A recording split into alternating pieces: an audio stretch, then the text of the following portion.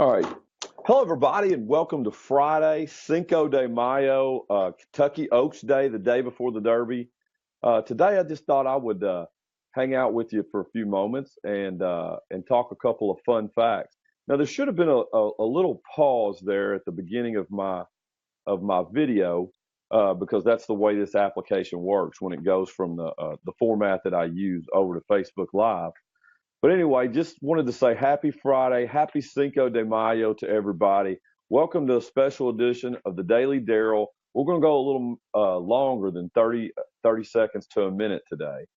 We try to do these every day and, just give some fun facts, some tips, life, legal, health, wealth, happiness, some mistakes made along the way. Just me to you, 17 years of experience on this earth. So, today is Cinco de Mayo, and I wanted to give because a lot of people in America tend to mistake this as the Mexican Independence Day or their July 4th.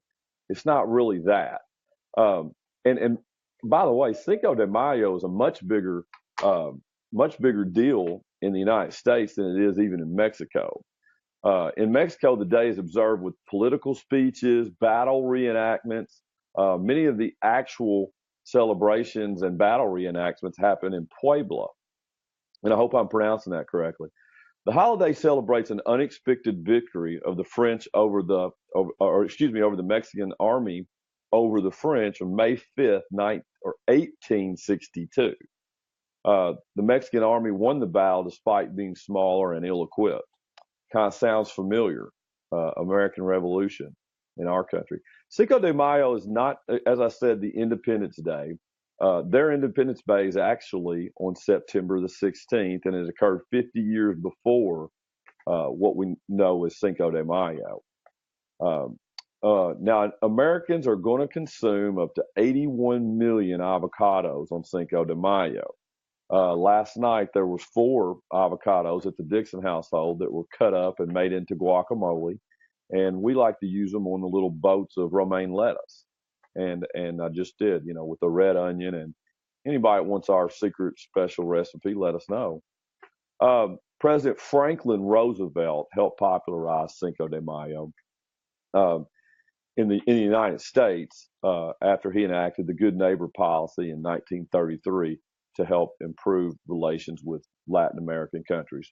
So it's a neat day. Everybody head out, get you some guacamole, maybe a margarita, maybe a burrito. Got lots of great Mexican restaurants here in Paducah. I do dearly miss El Chico's and their Cinco de Mayo because it was always a karaoke competition and lots of specials, and that used to be the place. But, send me a message. Everybody text and say, where you're headed for Cinco de Mayo. Because it is a good and fun day here. So in Kentucky today, as everybody knows, we're one day before Derby. The weather's not as good as it's been in the past couple of years. Wow, the weather's been so good in the past. So an interesting fun fact from the Kentucky Derby, because I know it's not very nice up there today at the Oaks, and I think it's supposed to be a little cool tomorrow. I'm not sure about the rain. But no Kentucky Derby has ever been canceled because of weather. So whether it's good tomorrow or whether it's bad, they're still going to go with it a little after 5 here in the Central Time Zone. The Kentucky Derby was first held May 17th, 1875. A crowd of only 10,000 people watched 15 3-year-old thoroughbreds go for a mile and a half. Can you believe this sport also used to be in the Olympics? The fastest horse in Derby history is no secret to anyone. Is Secretariat, 1973. I'm sure most of you, if you're a Kentucky Derby fan, has seen that video. I know myself and my nieces have watched it many times, as well as Secretariat's run that year in the Belmont. It is my favorite horse of all time.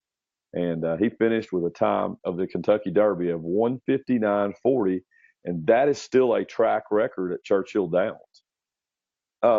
Racegoers typically consume about 127,000 mint juleps during the Kentucky Derby day. and kind of asked around town this weekend and was asking different people, where can you get the best mint julep? So let us know where you think we can get, people can get the best mint julep. I've heard the bartenders over at the Italian Grill make a very good mint julep. So, but I'm also sure there's other good places too. I don't know about them. People bet over $194 million last year in the Kentucky Derby. Unbelievable. It's been 2 or 3 years since I won on California Chrome, so I was definitely not a winner last year. The race is known as the greatest 2 minutes, the fastest 2 minutes in sports. And then I think the favorite name amongst Kentuckians like myself is the Run for the Roses, because it's a special day. It's a great day. It's a day where the eyes of the world are focused on Kentucky for 2 minutes. Nothing better than the first Saturday in May in Kentucky, the beauty of spring in Kentucky, and just a chance for us to show off our special state to people around the country and around the world. So everybody go out, have a fantastic Cinco de Mayo, have a fantastic Kentucky Derby Day, and we'll see you back here real soon on the Daily Daryl, and we'll do it all over again. Thanks for joining. Happy Friday, happy Cinco de Mayo, happy Oaks Day.